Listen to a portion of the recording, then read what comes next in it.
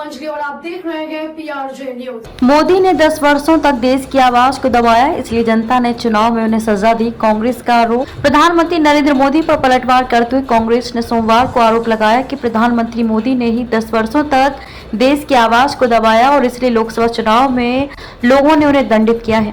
कांग्रेस की मीडिया एवं पब्लिसिटी विभाग के प्रमुख पवन खेड़ा ने कहा कि जिस व्यक्ति ने 10 वर्षों तक देश का गला घोंटा और उसकी आवाज को दबाया, वह आज विपक्ष द्वारा आवाज उठाए जाने पर बेहद कमजोर दिखाई दिया और आंसू बहाता दिखा। बहुमत वाली सरकार के पीएम नहीं मोदी। खेड़ा ने एक्स पोस्ट में कहा कि उन्होंने कहा कि विपक्ष ने 2.5 घंटे तक प्रधानमंत्री की आवाज दबाई। प्रधानमंत्री मोदी को ये याद दिलाना जरूरी है कि पिछले 10 वर्ष के उनके अन्यायपूर्ण शासन में पूरे देश का दम घुटता रहा, जिसकी सजा जनता ने उन्हें दी।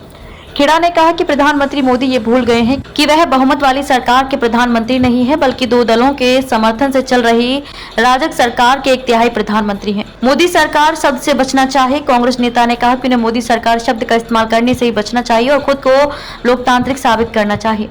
खेड़ा ने नीट मामले का जिक्र करते हुए कहा कि प्रधानमंत्री नरेंद्र मोदी को ये याद दिलाना उचित होगा कि जब वह ये भाषण दे रहे थे तब सुप्रीम कोर्ट देश के 32 लाख छात्रों की आवाज दबाने और उनकी सरकार द्वारा उनके साथ किए गए अन्याय के विरुद्ध सुनवाई कर रहा था।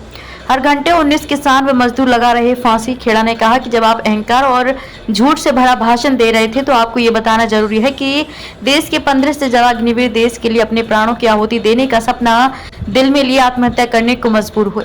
कांग्रेस नेता ने दावा किया कि देश में हर घंटे 19 किसान और मजदूर फांसी लगाकर आत्महत्या करने को मजबूर होते हैं। समस्याओं से जुड़े सवालों को सुनना जरूरी। खेड़ा ने कहा कि आप सही कह रहे हैं प्रधानमंत्री जी, संसद देश के लिए है, यह किसी राजा का दरबार नहीं है, इसलिए विपक्ष को मजबूरन संसद में देश के नौजवानों, किसानों, जवानों, मजदूरों, महिलाओं, पिछड़ों, वंचितों, आदिवासियों और गरीबों की आवाज व दर्द को उठाना पड़ रहा है।